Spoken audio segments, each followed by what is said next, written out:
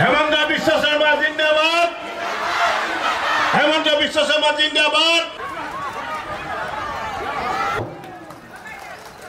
বিশ্বনাথৰ অভিভাৱক মন্ত্ৰী অশোক সিংঘাল ডাঙৰীয়া সম্মানীয় বিধায়ক কমি দলৰ কৰবাত দুগৰাকী উঠিছে তিনিগৰাকী উঠিছে বন্ধুত্বপূৰ্ণভাৱে গাঁও পঞ্চায়তত নিৰ্বাচন খেলিছে এজিপিক ভোট দিব কংগ্ৰেছক ভোট নিদিব ঠিক আছে যে আমি আগলৈ গৈ কি কৰিম আমি কি কৰিলো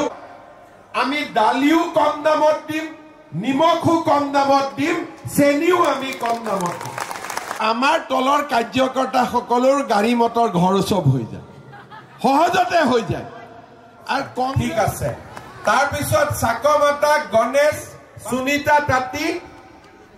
চাহ নোখোৱাকৈ জিকি গৈছে তাকো চাহ খাবলগীয়া হোৱা নাই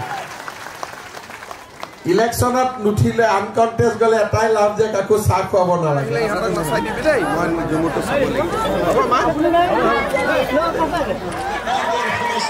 ভাৰতীয় জনতা পাৰ্টিৰ আছে আৰু ২৬ চনৰ নিৰ্বাচনতো সম্বৰ্ধনা জনাইছে আমি ভাৰতীয় জনতা পাৰ্টি শোণিতপুৰ জিলা সমিতিৰ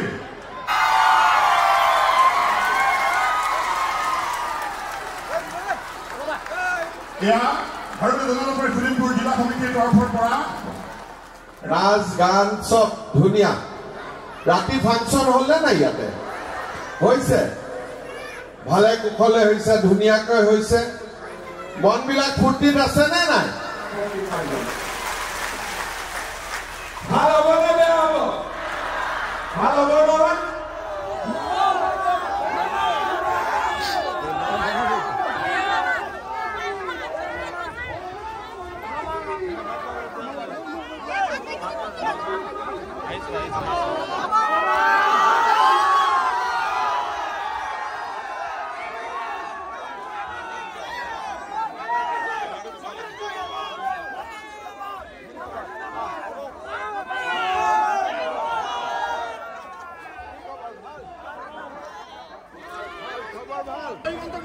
जिंदाबाद बीजेपी जिंदाबाद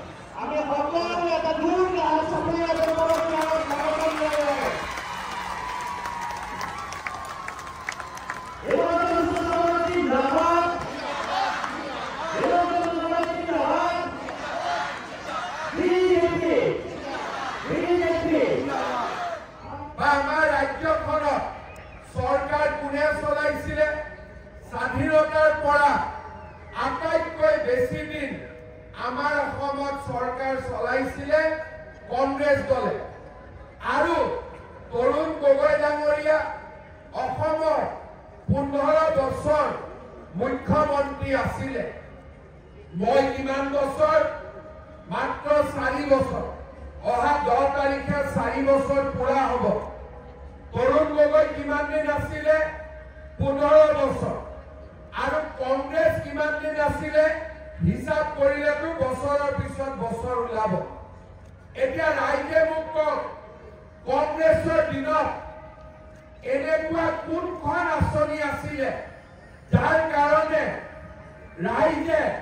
সদায় কংগ্ৰেছক মনত ৰাখিব কংগ্ৰেছৰ সময়ত অৰুণোদয় আছিলে কংগ্ৰেছৰ সময়ত নিযুত মইনা আছিলে নাছিলে মই কংগ্ৰেছৰ মানুহখিনি মাজে মাজে শুনি থাকো যে তোমালোকৰ দিনত কি আঁচনি আছিল মোৰ নামবিলাক কোৱাচোন আঁচনিবিলাক ভাল কৰি চলাব লাগে তেতিয়া কয় দাদা লুঙি আছিলে নেকি দাদা ধুতি আছিলে নেকি দাদা ফুটা আছিলে নেকি দাদা আঁঠুৱা আছিলে নেকি দাদা কম্বল আছিলে নেকি মই বোলে 6 নম্বৰটোৰ নাম কৈছোঁ আৰু মনত নাথাকে তাৰমানে কংগ্ৰেছে আমাক 5টা অমৃত খুৱাইছিলে ভুটাই পথাৰ স্বপ্নিল স্বপ্নালী চাংকাকতি বৰা ভোট দিবানে নাই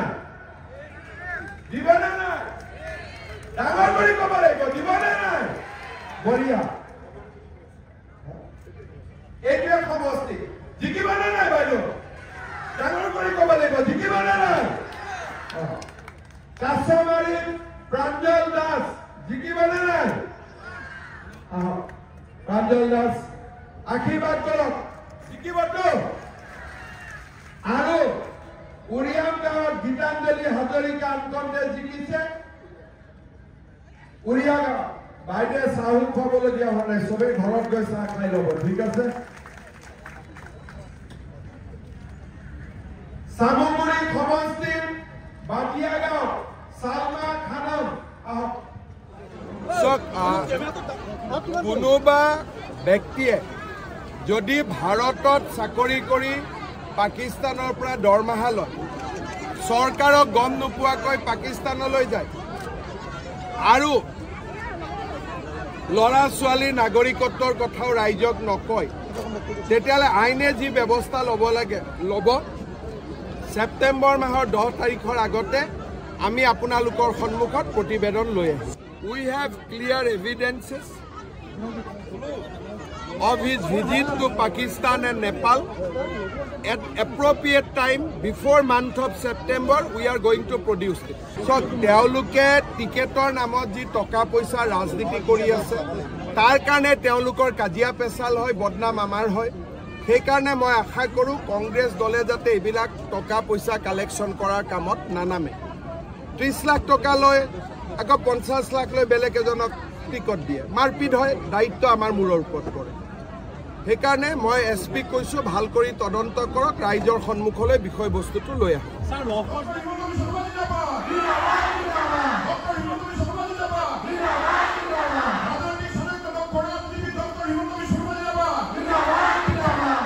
নগাঁৱতো আমাৰ আন এখন সভা আছে মই সংক্ষিপ্তভাৱে আপোনালোকক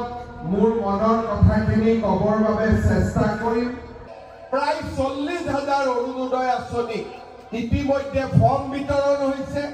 আই মাতৃসকলে ফৰ্ম ফিল আপ কৰিছে প্ৰায় 38,000 40,000 এটা সমষ্টিত অৰুণোদয় আঁচনি আই মাতৃসকলে লাভ কৰিব আমাৰ বিধায়কসকলে কৈছে এখন ট্ৰাকত খুটা লৈ আহে 2000 মহিলাক মাতে খুটা থাকে 200 ওপৰৰ পৰা দলিয়াই থাকে যোনে যেনেকৈ কাজিয়া কৰি পাৰে লৈ যাব কৰিছিলে নাই আপোনালোকে মই মিছা কথা কৈছোঁ নেকি ট্ৰাকখনৰ ওপৰত এজনে উঠিলে এনেকৈ দলিয়াই আৰু মহিলাসকলে কেছ কৰিব লাগে ক্ৰিকেট বলৰ দৰে এনেকুৱা আছিলে কংগ্ৰেছৰ দিনৰ পৰিৱেশ অৰুণোদয় পাবৰ কাৰণেতো ক'তো যাব নালাগে বেংকৰ একাউণ্টত নিজে নিজে আহি পায় নে নাপায় গতিকে আপোনালোকে চিন্তা কৰক কংগ্ৰেছে আমাক ক'ত লৈ গৈছিলে আৰু বিজেপিয়ে আমাক ক'লৈকে লৈ আহিছে শ্ৰদ্ধা ৰাইজ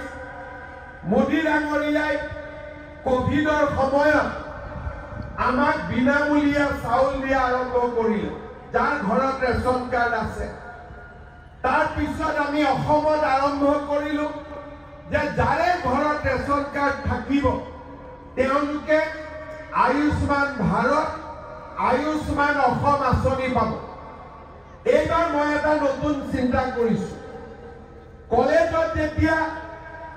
বিনামূলীয়া নামভৰ্তি কৰোঁ আমাৰ চৰকাৰৰ আঁচনি কিন্তু তাতো বিনামূলীয়া হৈ নাথাকে কিয় গাঁওবুঢ়াৰ চাৰ্টিফিকেট লাগে মৌজাদাৰৰ চাৰ্টিফিকেট লাগে পঞ্চায়তৰ চাৰ্টিফিকেট লাগে কলেজে অলপ চলপ খুজিলে যে ইটো ফিজ দিয়ক এইবাৰ মই সিদ্ধান্ত কৰিছোঁ যে কলেজত বিনামূলীয়া নামভৰ্তিৰ কাৰণে কাৰো চাৰ্টিফিকেট নালাগে ৰেচন কাৰ্ড দেখুৱাটো দি থৈ যাম আজিয়ে মই ফাইনেল কৰি দিলোঁ ঠিক আছে কোনো এতিয়া চিন্তা নাই আজি মিটিঙত আহি কি পালোঁ বিনামূলীয়া কম দামত আমাৰ বিনামূলীয়া নামভৰ্তি ইজি হৈ গ'ল আমি দালি পালোঁ চেনি পালোঁ নিমখ পালোঁ গেছ এই বছৰত আমাৰ দুটা ভোট হ'ব অসমীয়া বছৰটোত আনিব লাগিব যাতে অসমত আকৌ লুকি ধুতি খুটাৰ ৰাজনীতি উভতি নাহে আমাৰ অসমখনত আকৌ এবাৰ যাতে অন্ধকাৰৰ কলীয়া ঢাৱৰ উভতি নাহে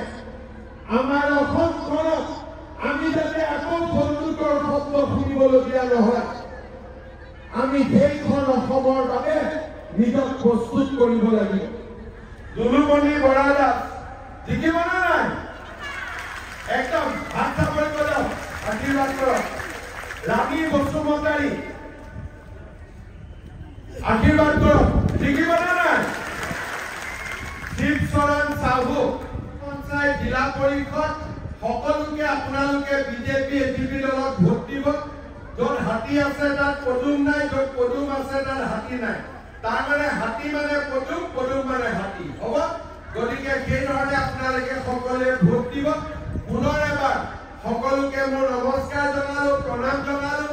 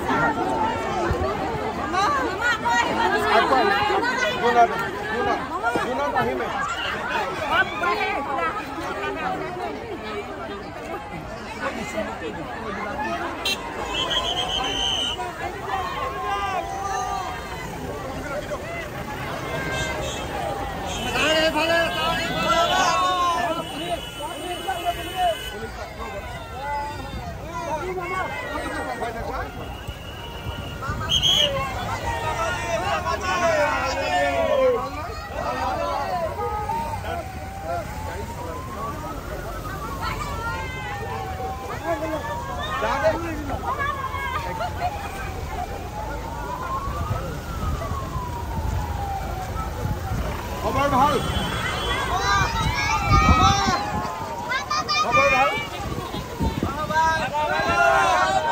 যথেষ্ট বৰষুণৰ বতৰ কাৰ্যসূচীসমূহ অলপ দেৰিকৈ হ'ব এতিয়া কাৰণ আগতে মোৰ গোটেইকেইখন মিটিং হেলিকপ্টাৰেৰে আছিল এতিয়া গাড়ী দি মিটিংখিনি কৰিব লাগিব তেজপুৰ আৰু নগাঁৱত মিটিং আছে হয়তো 1-1.5 ঘণ্টাকৈ দেৰিও হ'ব কিন্তু ৰাইজৰ পাৰ ভঙা উৎসাহ বতাহ বৰষুণ সকলো আহি সভাত উপস্থিত মই নিশ্চিত যে বিশ্বনাথ জিলাত আমি খুব মানে ভাল বুলি ক'লে ভুল হ'ব সৰ্বশ্ৰেষ্ঠ ৰিজাল্ট আমি দিব মোৰ পক্ষ বা গৌৰৱ গগৈৰ পক্ষ কোনেও ল'ব নালাগে এইটো কোনো ৰাজনীতি নহয় 3টা প্ৰশ্নৰ উত্তৰ দিব লাগে চিধা বেকা বেকি নকৰাকৈ যে গৌৰৱ গগৈ বা কংগ্ৰেছৰ এজন সাংসদে পাকিস্তানত 15 দিনৰ বাবে গৈছিল নে নাই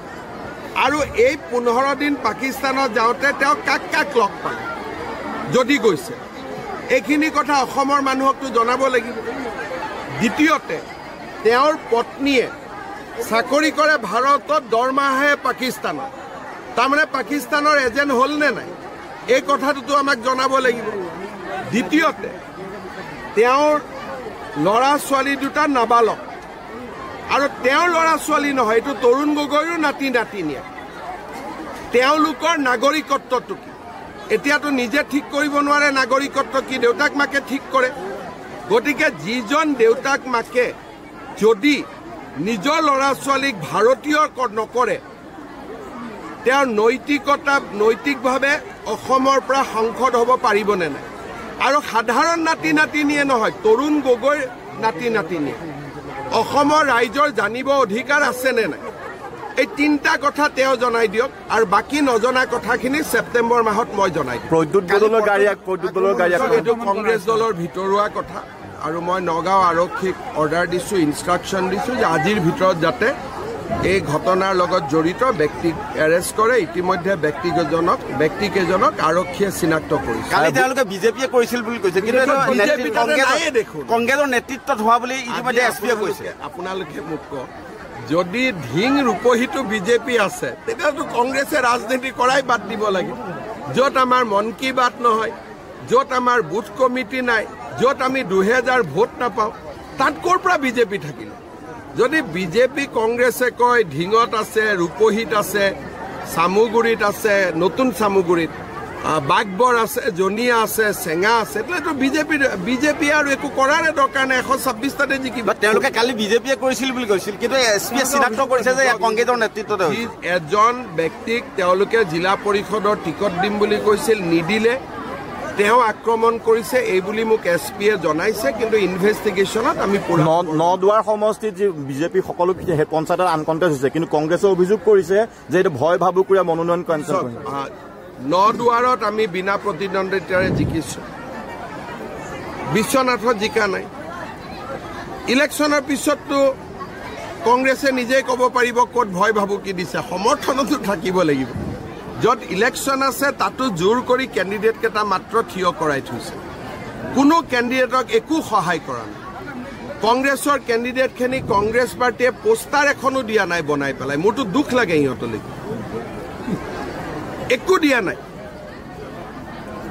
আমি কংগ্ৰেছত থাকোঁতে এনেকুৱা অৱস্থা নাছিলে, উল্টাই টকা লৈছেহে টিকট দিবৰ কাৰণে। আৰু পৃথিৱীতো ইমান বুৰ্বক মানুহ আছে, কংগ্ৰেছৰ টিকেটৰ কাৰণে পইচা দিয়ে নাই। আপুনি প্ৰথম মুখ্যমন্ত্ৰী হিচাপে নিত্য নতিকাৰ কথা ক'লে, নাটক আছে। মই কৈছোঁ যে আমাৰ স্পীডটো কৈছোঁ, প্ৰথমবাৰে বহুত কাম কৰাৰ ইচ্ছা আছিল, ক'ভিড আহিল, CA আহিলে, এইবাৰ 5 বছৰ ভাল কৰি পালোঁ, বহুত কৰিলোঁ। অহা 5 বছৰ বিজেপি আহিব, ইয়াতকৈও দুগুণ হ'ব। মই স্পীডটোৰ কথা বুজাইছোঁ।